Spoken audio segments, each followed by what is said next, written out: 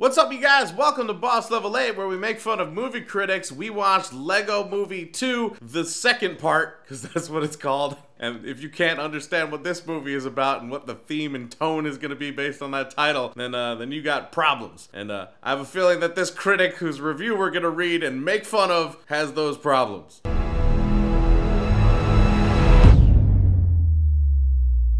But before we get started, if it's your first time here, hit that subscribe button. If you don't hit it, you're not gonna know we have a new video, and that is sad. Sad for all of us. So make sure you hit the subscribe button. Now let's take a look at this review. Here's the best way I can sum up the Lego Movie 2, the second part. Think back to that skepticism before the first film was released. This second one kind of feels like the best case scenario of what we were all expecting back then. Is that bad? I don't even understand if that's bad. Because I didn't hear about the Lego Movie and think of it like the Emoji Movie. I was like, ah, cool. Lego has lots and lots of different franchises that they can use. Also, who doesn't love Legos? This might be good. Meanwhile, the Emoji Movie was like, this is gonna be but I guess I'll go, maybe. Colorful things. Colorful things. That was their slogan. It's like worst slogan ever. On the top of best slogans you have like, in space no one can hear you scream, and on the bottom you have like, Emoji Movie. Colorful things. An overly highly sentimental movie that kids will like that features a lot of Lego toys. So that's what we were to expect of the first movie. Probably what we should expect of the second movie. Like, I still don't understand if this is bad. It's like when you smell rotten chicken and you're not sure if it's rotten or if that's just what raw chicken smells like.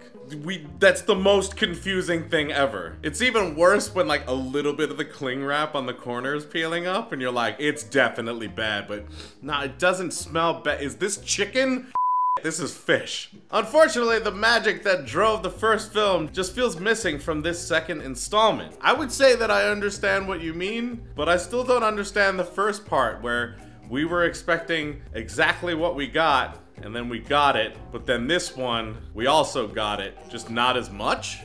Is that what you're saying? Here's an example. One of my favorite recurring jokes in the first movie was the "where are my pants" guy. It was so ridiculous. But Emmett, Chris Pratt, thought it was just the most hilarious thing. Anyway, right from the start, the first movie hits us with a non sequitur of a joke that made me laugh and made me think at the time, okay, this isn't what I thought it was going to be. I get that, but like, we've had 2 Lego movies before this one, so for you to walk in and go, this isn't what I thought it was going to be, is kind of impossible. We had 2 of them already. That's like going on a date with a girl twice and then on the 3rd date being like, who the hell are you? Weren't you Asian?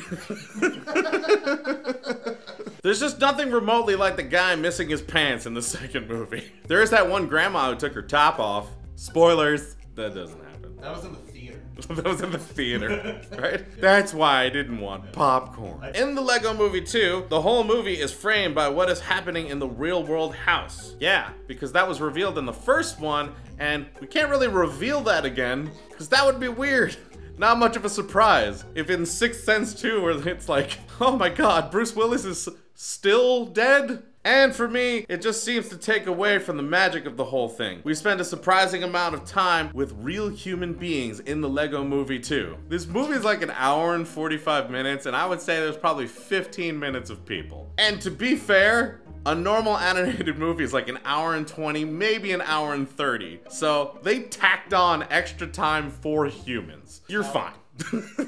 This sequel picks up right where the last one left off, with Emmett, Wildstyle, Elizabeth Banks, Batman, Will Arnett, and the rest facing off against the Duplo blocks. The Duplo force has no problem turning everything into some sort of Mad Max-inspired hellscape. So, right from the beginning, all of the ironically whimsical colors and background structures are gone, and instead the characters are just hanging out in the desert. Yeah, because we saw all the color in the first one. This one's about how everything isn't quite awesome. The other one was how everything was awesome. They took all the color out. What is this, the Oscars 3 years ago? Wow!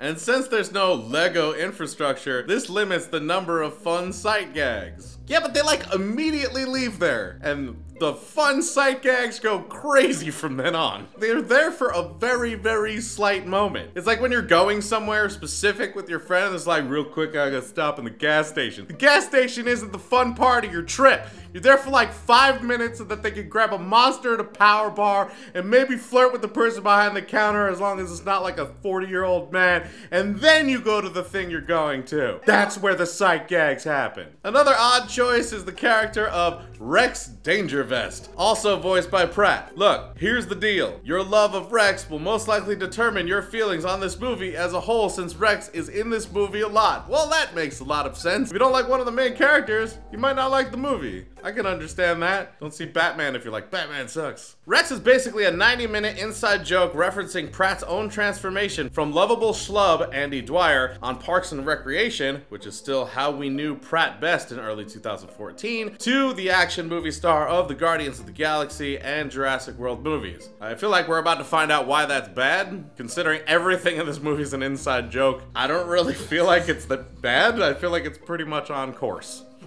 I can see why this choice would be appealing during the writing process, but an ongoing joke about an actor's career got tired pretty quickly. Sounds like you don't like Rex or Chris Pratt that much. That's what this sounds like. Everybody else was like, this is hilarious. I hope it happens again or more. This is the kind of thing that might be funny as a throwaway joke, but the basis of an entire movie seems a lot. Oddly enough, it's not the basis of the entire movie. It's just one joke about one character that happens a few times. If you really thought that was the basis of the entire movie, then earlier you wouldn't have bitched about how the entire movie had way too many real people. Because apparently that's the basis of the entire movie. Not the animated version of Chris Pratt that you didn't like. The Lego Movie 2, the second part, dials back the onslaught of eye candy and humor and dials up, way up, the sentiment. First off, please be careful using the words eye candy when talking about a children's movie. Second of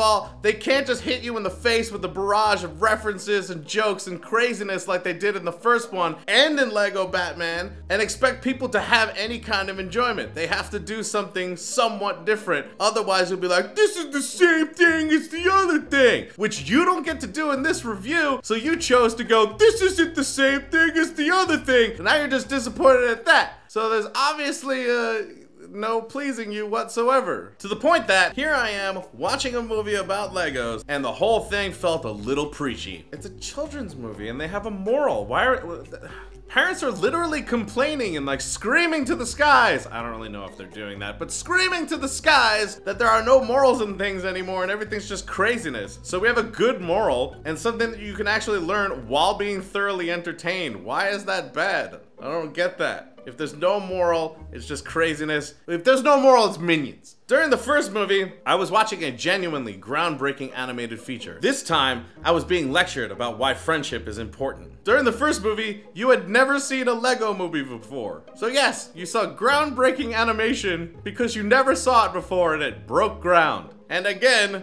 they can't break ground again in Lego Batman and then again in this sequel. It's just not possible to do. They have to actually tell a story. It's really odd that someone who's reviewing movies is upset that they went the route of storytelling. And yes, I understand that there's Lego Ninjago movies and made-for-TV and DVD and whatever movies and series and all this other stuff that we're not even referencing. We're just talking about the 3 movies in succession that live in the same universe. At that point, you should go, hey, maybe they should tell a story. If you add all that other stuff, then I don't even know why you're allowed to talk or write anything.